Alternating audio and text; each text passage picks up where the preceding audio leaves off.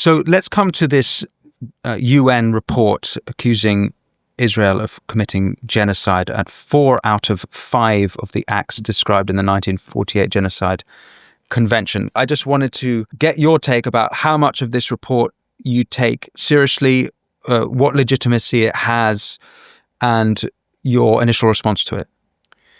It's just propaganda, I'm afraid to say. The UN has a halo effect. It's got a lot of authority. People hear the UN and they assume it's the arbiter of truth. It's impartial. It's the international authority. And yet, if you look into the UN's history, you can see for decade after decade, it has been biased not just against Israel, but also in many ways against the West. The UN during the Cold War was a battleground of the Cold War, where the Soviet Union used the corridors of the UN to try to tilt the balance against the West, and in particular against Israel. My previous book, Israelophobia, went into this in some detail, in that the Russians, the Kremlin had a team of anti-Zionists, or they were called Zionologists, and their task was to take old-fashioned Tsarist anti-Semitism, the Protocols of the Elders of Zion, Mein Kampf, and so on and so forth, and rebrand it or reskin it for the modern age as it was during the Cold War. And they invented various different smears. I'll see if any of them are familiar to you. They invented the idea of an apartheid state. They invented the idea of a white supremacist state. They invented the idea that Israel is like the Nazis, that Zionism is racism, and of course that Israel is conducting genocide. These were all invented by Soviet propagandists in the Kremlin and disseminated around the world at huge expense, via radio broadcasts, via leaflets, via embassies, placing conditions before they made bilateral relations with other countries to absorb this propaganda.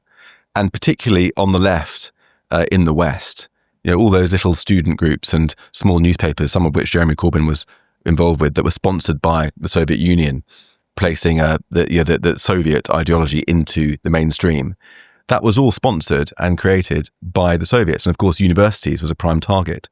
So all this stuff dates back to the Cold War, and the UN was a prime battleground for this. In 1975, the UN famously passed the resolution, Zionism is racism, under the influence of the Russians during the Cold War. There are all these new states emerging from post-imperial Britain and France, and they sided against the West on the whole. They were, anti-colonialist states, giving a majority to the Soviet bloc in the UN against the West. That infamous resolution, Zionism is racism, wasn't repealed until the fall of the Soviet Union in 1991. But it did a lot of damage during that period. And to this day, if you look at the UN Human Rights Council, which was chaired most recently by Iran, famously, it's condemned Israel more than all the other countries in the world by an order of magnitude.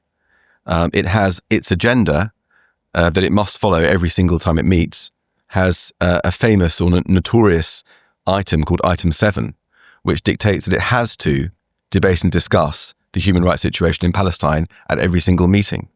This is a body that has responsibility for all human rights abuses all over the world, from the Uyghurs in China to North Korea to Venezuela to Zimbabwe, all over the world, and yet it's mandated at every single meeting to discuss and condemn Israel. The UN has 7 different bodies investigating Israel in different ways, and the human rights in the Palestinian territory is totally disproportionate.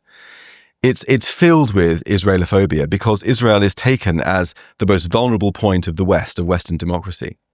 And up until now, Western countries, particularly in the Security Council, have resisted this urge to attack the West and Israel as its proxy.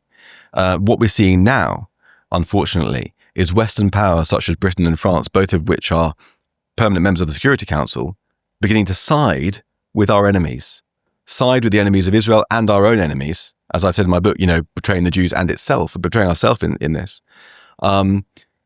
because we don't see what they're doing, and because we're influenced by the pictures and not the facts.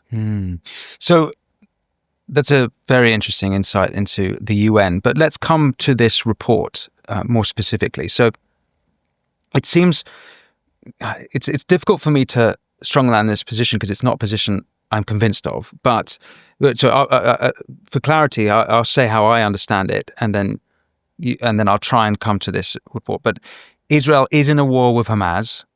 As you've even mentioned in this conversation, Hamas are hiding behind civilians of who they govern.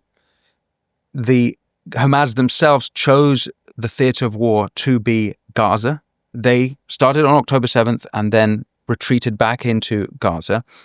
And they could end it by returning the hostages and surrendering.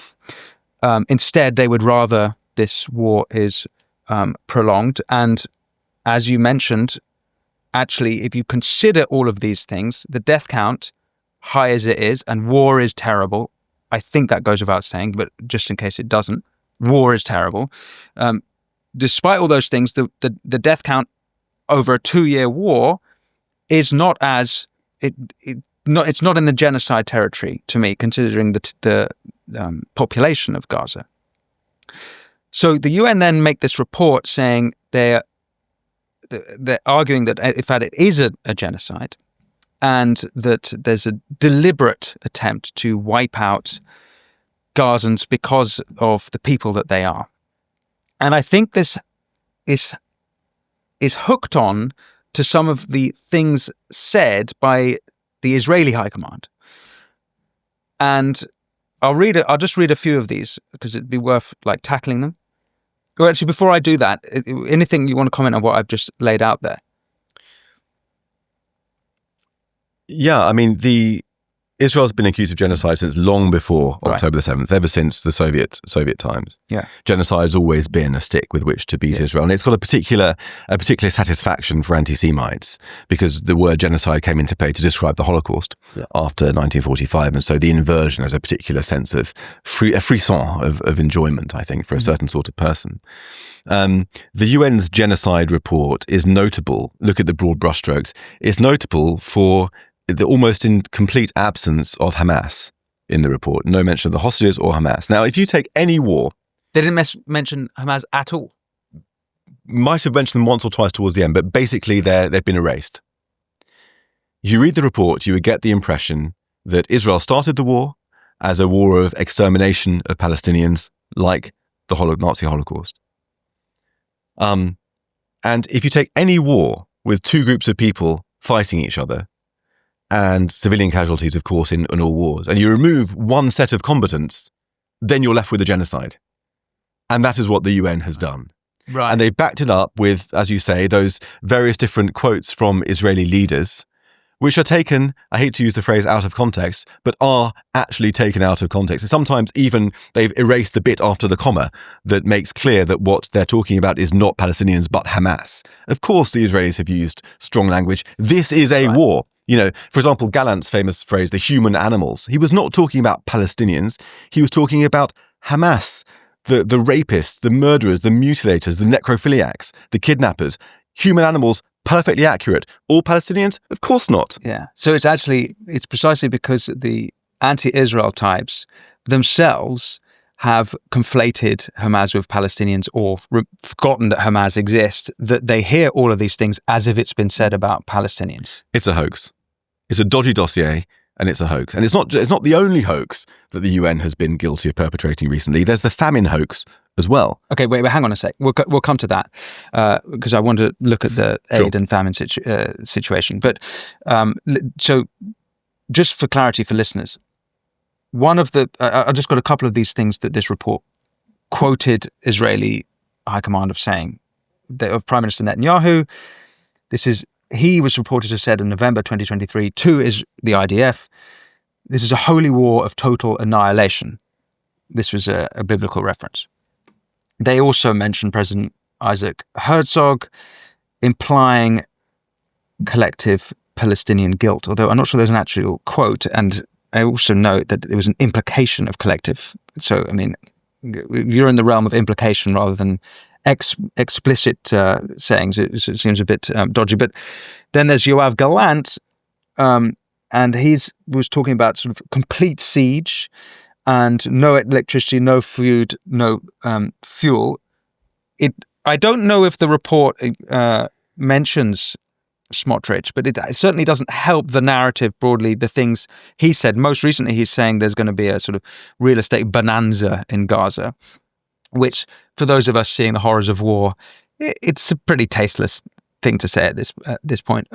But he famously said far more explicitly shocking things about. I should say that if you see a smile across my face, it's not at the situation, it's at the way it's been used by the UN. It's a smile of disbelief, basically. Which bit?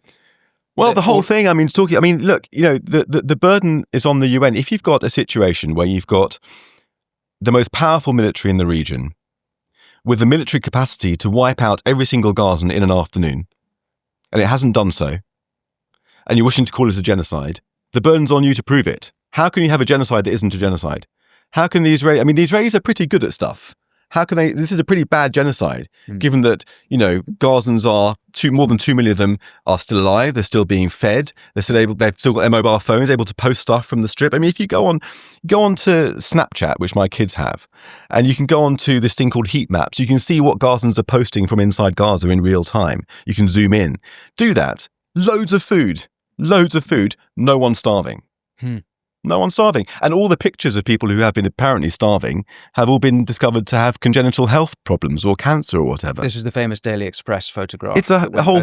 I'm afraid... The New York Times had to apologise for. I don't want to deny the suffering in Gaza, but it's a war. This genocide, famine, it's a hoax. Thanks for watching this clip from the Winston Marshall Show. You can click here to watch the full episode, and for more clips like this one, don't forget to subscribe. And as always, be well.